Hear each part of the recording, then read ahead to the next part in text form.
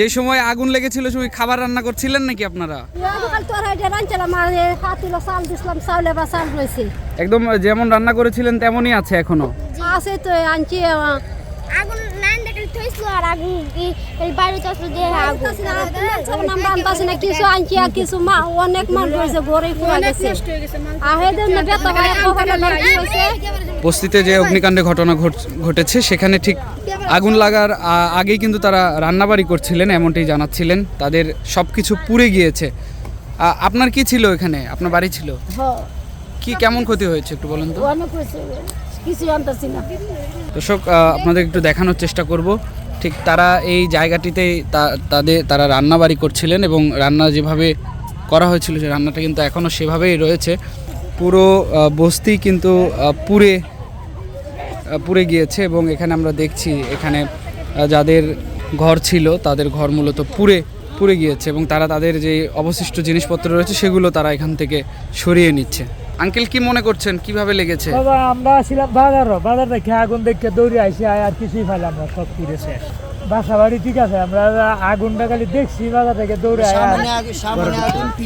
সামনে আগুন পিছন দিয়ে আমরা রাস্তা নাই, পিছন দিয়ে রাস্তা নাই। 3টা রুমের মালে হয়েছে, 2টা একটা ওভার ডুব হচ্ছে, একটা ফ্রিজ বাড়ছি আর বুড়া কটা মাল বাড়ছে। আগুনটা কি ওই হেমাতা থেকে কিভাবে লাগছে আমরা যে জানতে পাইনি। আমরা আগুন প্রথম দেখতেই পাই না, আমরা বসতে দিয়ে ঢুকার পরে আমরা আগুন দেখছি।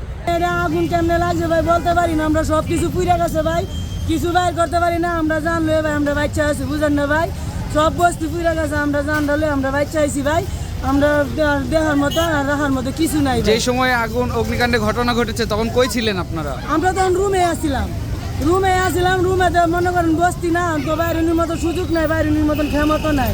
হেন্দেছি ভাই হেন্দেছি আমরা বাইরে মুকুন দিক দিয়ে জিনিস লইয়া, কারণ আমরা জিনিস বাইর করতে পারি না, সব পুড়ছে। আমরা জানলে আমরা কিনির মতো বাচ্চা আইছি। এখন এই যে এগুলো নিয়ে আপনারা কোথায় যাবেন? কোথায় এত কিছু নিয়ে? এগুলো লুয়ে কয়ে যাবো ভাই, দেখি কোনো জায়গায় রুম টুম তো ভাই তাহলে যাবো, না গেলে তো রাস্তায় থাকতে হবে। আমরা রাস্তায় থাকতে হবে, যদি রুম পাই বাসা ভাই তাহলে তো ঢুকতে পারবো না, পাইলে তো আমরা এগুলো লুয়ে যেগুলো আছে এগুলো লুয়ে রাস্তায় থাকতে হবে। সামনে তো ঈদ, আসলে এই সময় এই ঘটনা ঘটছে কি করবো, আমরা তো করার কিছু নাই। এক সাইডটা আগুনটা লাগলে একজন মাল সরাবে, তবে 4 বস্তা লাগানো হয়েছে আগুনটা, বুঝছেন? এর জন্য মনে করে কে কিছু নিতে পারে নাই গা, মানুষদের গরিব মাধ্যমে করে আরো মারলো। গরিব মাসে আওয়ামী লীগ থাকতে দিয়েছে আর হবে বিএনপির আমলে গরিব মাসে নিতে আসছে না সব। তাহলে এই গরিব মাসগুলো যাইবে কই? যা করতেছে মনে করেন আর কি বলবো আমি। আর এখানে আমি কোনো মাল বার করতেই নাই। আমার এই 2টা দোকানে 50-60 লাখ টাকার মাল ছিল, আমার সব ছিল, আমার অনেক পদের মাল ছিল। আমি আমার সব পদের ভাঙের ছিল এখানে, আপনি আরো সব মাল ছিল আমার এখানে। 5 মিনিটও সময় পাইনি, 5 মিনিটের ভিতরে 4 সাইড পুরো ধাও ধাও করে ক্লিয়ার। আগুন কেন লাগতে পারে এখন এটা কিভাবে বলবো, আমরা তো চোখটা দেখি নাই। এটা যদি যারা দায়িত্বে আছে, দেশের প্রশাসনে আছে, যারা ইয়াতে আছে, তারা যদি এটার একটা সঠিক তদন্ত করে, সঠিক ইয়া করে, তখন এটা হয়তো জানা যাবে। এটা তো ভাই পুরো পরিকল্পিত একটা জিনিস, এটা তো লাগাই দেওয়া হয়েছে। এটা কেন পরিকল্পিত কি মনে হচ্ছে ভাই? কেন এটা তো ভাই বলা যায় না এখন এটা কি হবে? কেমন ক্ষতি হয়েছে, কি ছিল এখানে? ভাই আমাদের প্রায় এক দোকানে ভাই 50-60 লাখ টাকার মাল ছিল, আজকে সব নেওয়ার কথা ছিল আজকে আর কালকে।